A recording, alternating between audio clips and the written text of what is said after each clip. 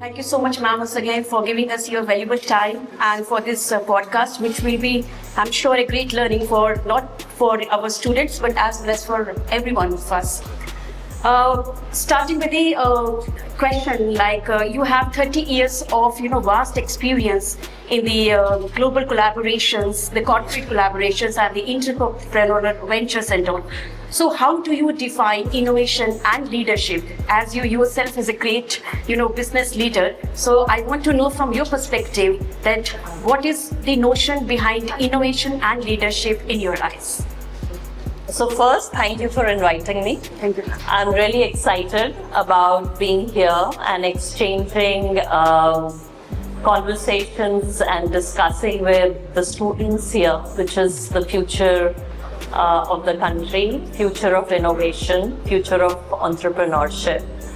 I think Dr. Satya defined innovation, right? And very good definition, Dr. Satya. So you spoke about speed and direction, so acceleration. I will, maybe say the same thing and reword it a little differently to say the way I understand innovation is it is a new or a novel way of thinking, being or doing, which adds value. And in business terms, if we have to define it for the business world, I'd say it's a new or a novel product or a service which can create value for some profile of people. So if you can commercialize it, if people are ready to pay for it, and it is something unique, something different, which solves an existing problem in a different manner, that is innovation. And when we talk about leadership, in my view, leadership is about being able to influence and inspire. And influence and inspire diverse teams, being able to bring them all together towards a vision and being able to drive that visions to provide value to the team, the community, society and the world in general. And by the way, we haven't spent a lot of time together, but I am extremely impressed with what the university is doing. This is a perfect example of innovation and a perfect example of leadership. I just told Dr. Reddy that as Dr. Satya said, I can see the innovation and agility in practice because this has happened in a very short duration. So congratulations for that. Something which has not been done before in the past and something which brings some contribution to the society, because that's how the innovation will be helpful to us, to the society, to the environment and to the population dynamics, solving the problem of the population dynamics. And of course leadership, we talked about, rightly said, leadership is of course the one whom you can look up to, whom you can trust up to and who inspires a lot. Your own journey is a true testament for towards the power of perseverance and the vision. So thank you so much for that answer, ma'am. Just linked to that question itself, as you have worked in the corporate sectors also, as well as in the you have the startup also. So how does the innovation intersect each other in these particular domains? Especially with respect to the present era where we have this so much fast changing world out here. So how are they different, like the definition or how it works, the innovation working at the corporate level and innovation working at the startup level? Are they two different or they have certain similarities? Can you please draw certain attention to it? Interesting question. So, the fabric of innovation doesn't change. Innovation is anything unique and different. I think what is different is the way startups and large enterprises approach innovation. So we have to understand that startups basically survive on innovation. So you can only be a startup in today's world if you have a disruptive idea, a disruptive innovation in mind. So your existence is based on innovation. So like I was saying, for startups, the existence, the survival is based on innovation and a disruptive innovation. Startups are agile, so for them it is easier to innovate. So it's easier to experiment, fail, pivot, start something new. Compared to that, enterprises innovate to stay relevant, right? So if you want to stay relevant, the environment is changing, startups are coming. So in order to stay relevant, they have to innovate. But the innovation in enterprises, largely what you see will be incremental. So they already have a suite of products and services, and all innovation will be incremental. You know, to give you an example, if I look at enterprises and a company that I really respect, IBM, in 1993, they were losing 16 billion of their market cap. And at that time at the helm, Lou Greshner came, and he's written a book, and maybe you guys should read it. It's called Can Elephants Dance? Right? So it's about making a large enterprise change and change direction completely. So how he innovated and changed the culture of IBM and made it move. You know, an example which is closer to our era, in my view, is Microsoft. So Satya Nadella, when he came on the helm, Microsoft was considered a technology dinosaur. And how he innovated, shifted the culture, and moved the company towards innovation. Right? So these are examples of large enterprises, and of course, for the startups, you know all. So these are startups who come and completely disrupted the industry they are in. You know, look at Uber or Airbnb. Yeah, they have disrupted the industry. So there, the innovation is based on a disruptive idea. Thank you so much, ma'am. So I think the basic core is that they should have certain disruption, a certain uniqueness in the innovation which can, flourish your startup, and of course you can be a great innovator in the future as well. Moving ahead to this next question, like as you have worked in the corporate sector and then this with the startup and all, so how do you perceive and how do you just see your journey in these 30 years? Like I just want to have a glimpse of the same, please, ma'am.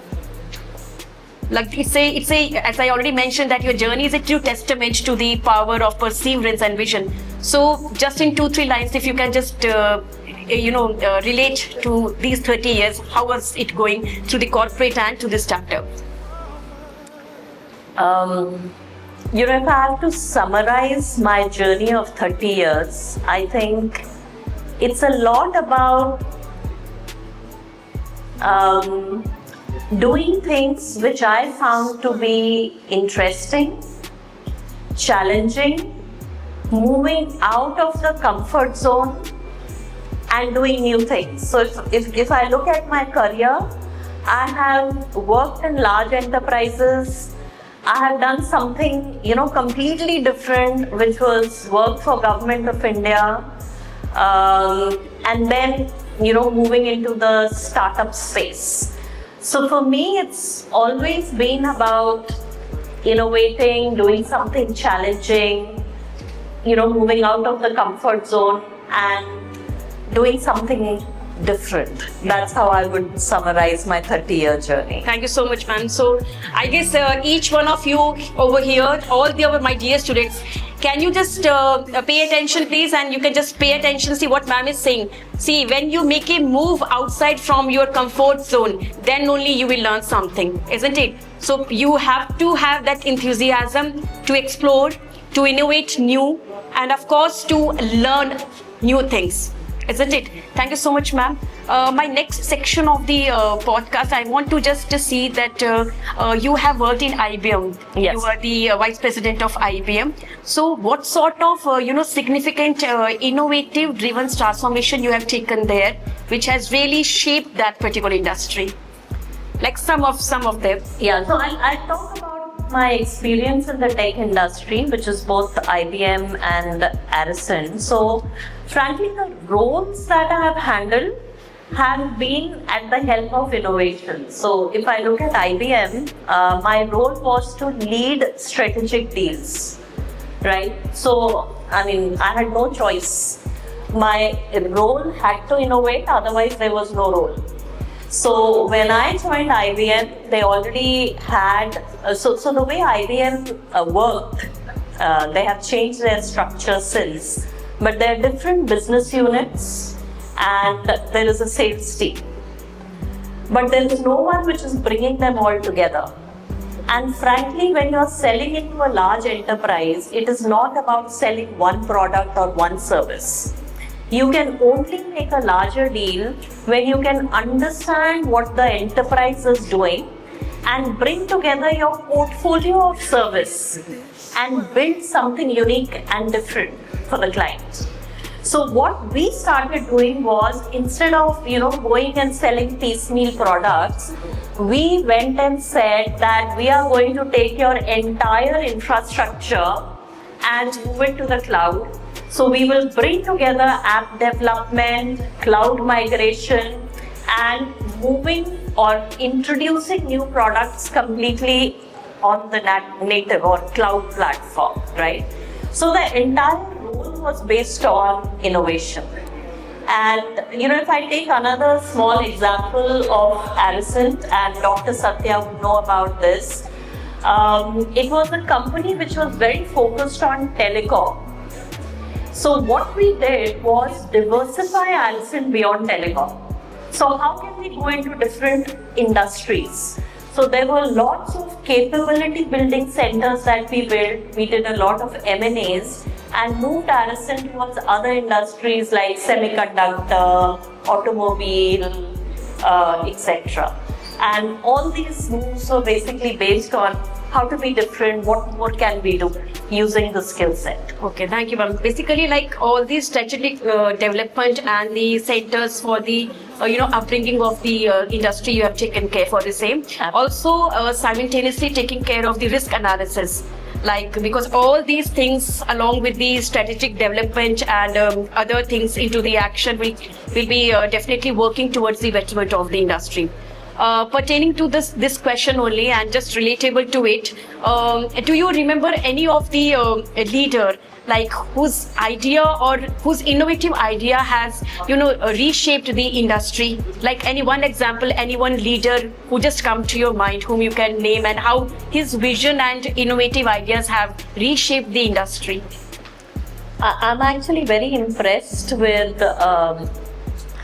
something like I call a quiet leader, which is Satya Nadella. So, it is, I won't say it is easy, but I sometimes think that it is easier to start a disruptive or a new venture which is based on a new idea. But the ability to move a large enterprise, Yes. and move them to a completely different direction is extremely difficult. And that is, bringing both innovation and leadership on the same line. Right? So if you are not a visionary leader, you cannot execute on that.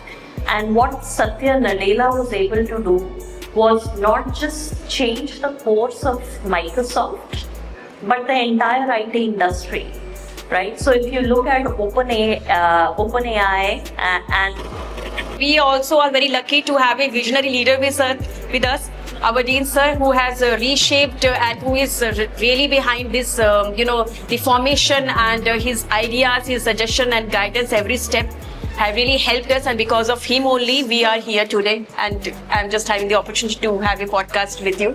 So all credit goes to our Dean sir and all the members of Avishkar as well.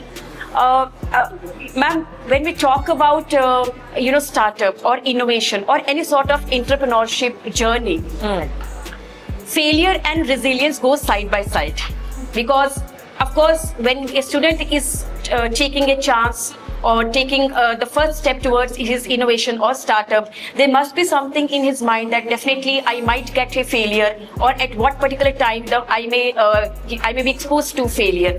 So as a leader, how do the leaders look up to failures? Is it considered as just one step you have to step up to get the success, or it is just a setback for the leaders? I think it's very good to fail. If you are not failing, that means you are not going out of your comfort zone. You are not growing.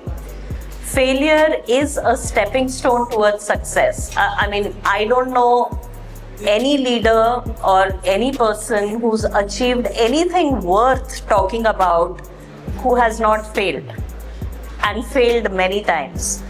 So I think the art of success in life is it's actually not based so much on your idea. It is not based on your education. These are all given things.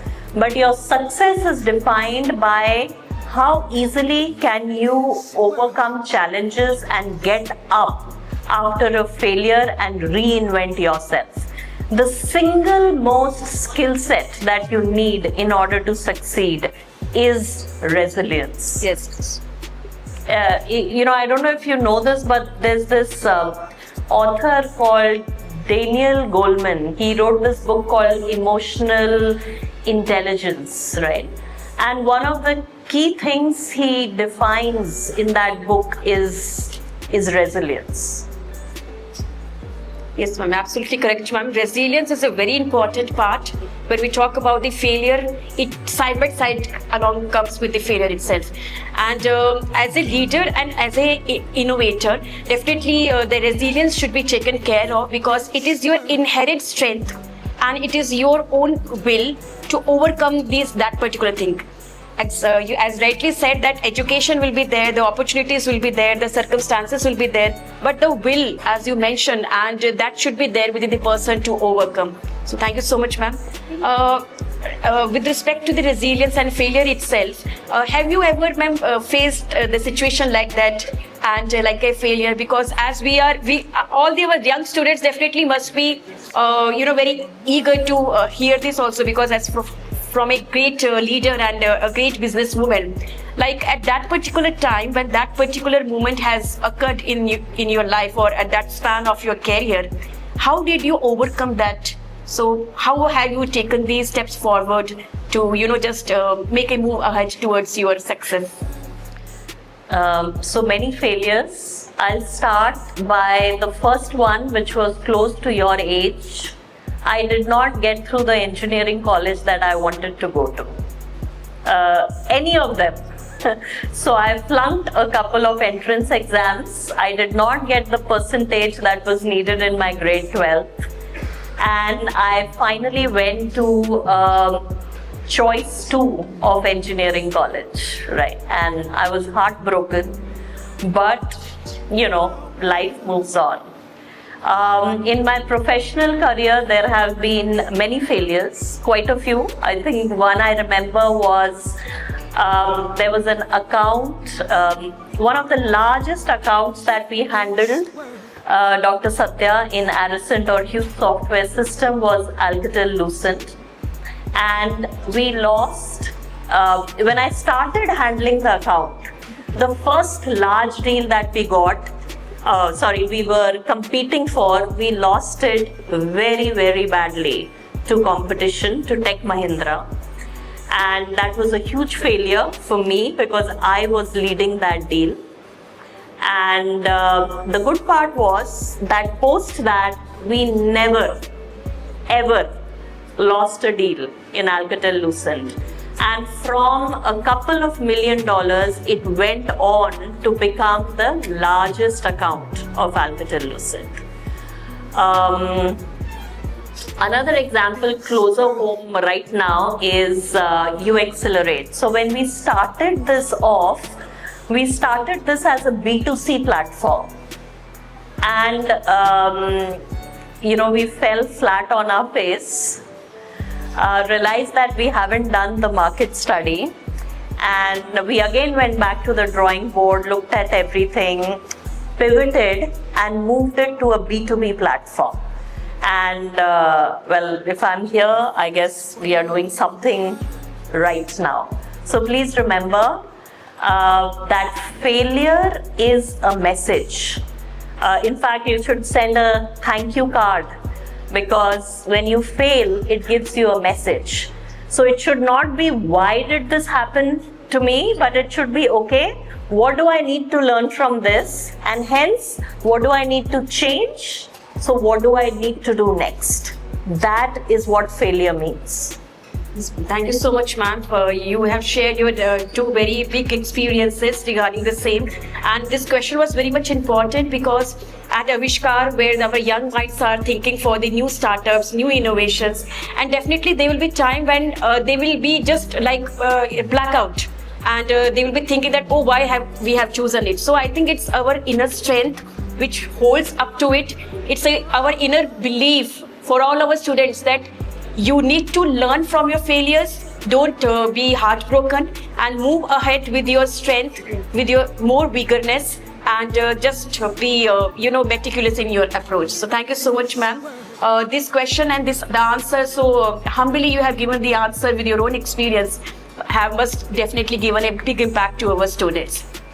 Continuing with the same question, ma'am, with respect to the educational institution, like we are, running the Avishkar Center, we are, inviting the ideas, we are giving a platform for the innovators, our young minds.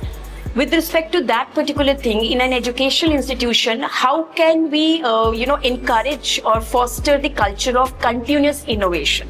Like suppose some of the students come and then they are not able to meet the target, then they will have certain setback. So what strategies should a leader as well as the team should opt so that there is a continuous approach towards innovation and there is continuous energy among the students and all the respective members of that particular domain?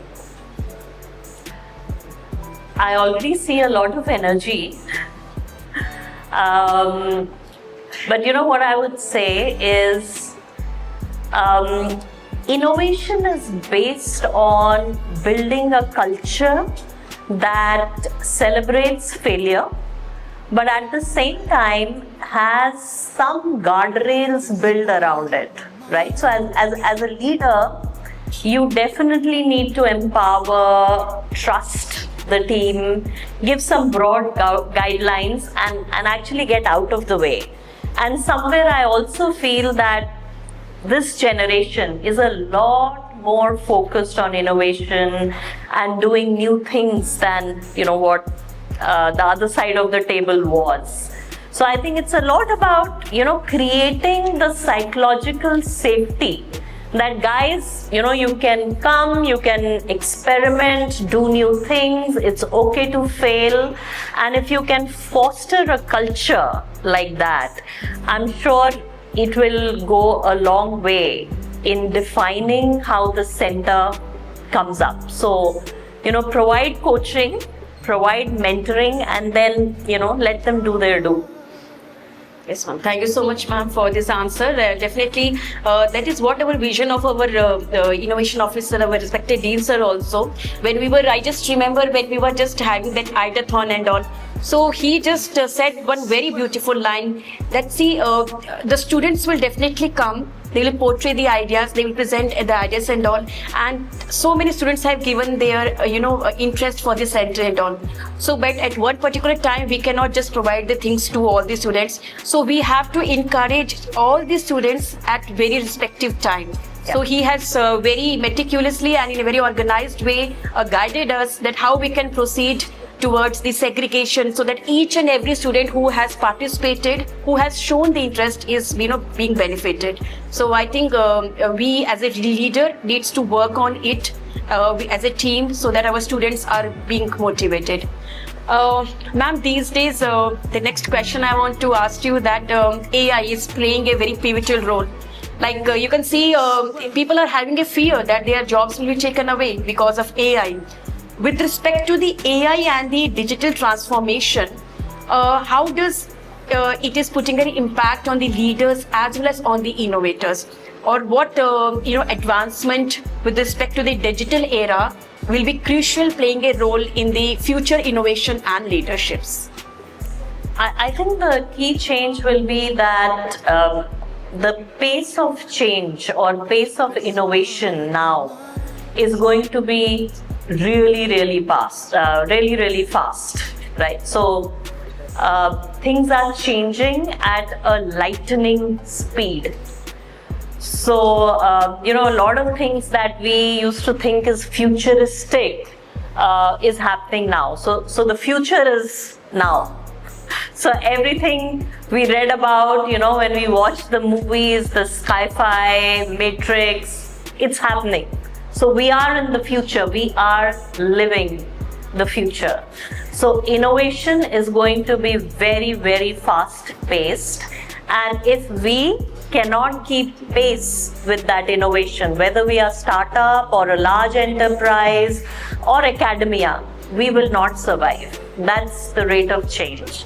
And leadership in this era is all about being able to bring these hybrid and diverse forces together and driving it and giving it direction. Because I feel that, a lot of people are now going just all over.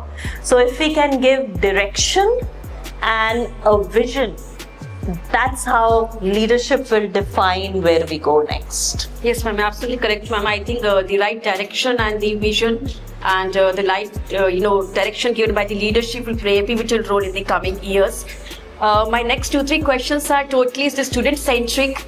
Like all the students out here, our young minds who are really very enthusiastic for their startup and their new innovation and all. What advice would you like to give these students with respect to their innovation and their dreams which they are pursuing? Like what one advice they should follow? So Dr. Prerna, one experience that I have of this generation is they don't take advice very easily. Yes, ma'am, that's the one thing you really rightly have put up. But I'll give a suggestion, guys. Yes. And the suggestion is, when you start off in life, I think it's more important to focus on learning, focus on experience. Do not focus too much. A lot of times, so innovation or life should not be based on what do I want to achieve, right? I want to become a billionaire, I want to have a startup. That should not be where you start from. It's okay to have a directional ambition, but it is more important to understand what you like, to continue the journey doing what you like to do, learn, experience, don't focus on outcome or on the money. The initial few years of life should be about gaining experience and learning. Yes, ma'am. Very truly said, ma'am. Very truly said. I think these days, especially these Gen Z, and they are after like we want to make money in short time, and we want to achieve this and that. But I think a few years, especially the start years of your career, should be you should have that willingness to learn and to be humble. Of course, like you cannot. One thing I also want to share with my experience that you cannot learn anything if you're not humble enough towards your seniors, towards your peers, and towards your leaders. So that is one quality they should imbibe from the day itself, right today itself. And one more thing, ma'am, of course, they should have a particular vision regarding that what they want to become, and they should have that ability to reach to that particular goal. So definitely, as rightly said by you, thank you, ma'am. Let's just wind up with this session with the last question that the theme for this podcast was innovation, leadership, and the woman, a trailblazer. Ma'am is a great example of woman trailblazer, how she has, succeed in her career. At what particular stage of a student career, like these are the first year students, those who are having a fresh mind with respect to the entrepreneurship or a startup or a venture. So is this the peer pressure, or is this the peer run which they are following, or at what particular stage of their career? Either it should be in the early stage or in the middle, or at the towards certain end of their like especially the degrees and all, the qualification degree, they should go for that particular entity like innovation or startup and all, or right from the day itself. When it ultimately, it all depends their liking, as you said, that if you like something, definitely God will also show certain direction. If you like something, things will come to your place, but you have to work hard. But like, for example, first year students is coming to Avishkar Center, the one who is the first semester student, and he or she wants to bring in a startup or set up to the industry or the factory, and we are just providing the platform. So is that the right time, or that student should wait for at least a year to work upon the background and all? So that is what I want to know, ma'am. So there is no time for innovation, right? So innovation is a mindset. And unfortunately, at least till high school or the schooling that we have in India, the way it is, it does not encourage independent thinking, or it does not encourage innovation as much as I think it should. So when you come into a university, and that too something like GD Goenka, where you are being given a platform to think differently and do differently, I think you should leverage this platform. So when you start doing it from the beginning, it has a compounding effect. So there are two different things. One is innovation and one is startup. So startup, if you do it as soon as possible in life, the positive thing is that it has a compounding effect. You can fail fast, you can succeed fast. If you do it after a few years of experience, the positive is that you have the insight, you have the vision, you have the connect, network to succeed. So it's either or. I think a startup should be done when you have the courage, you have the curiosity to do something different. But when it comes to innovation, there is no time. You need to start building the mindset of innovation now and today.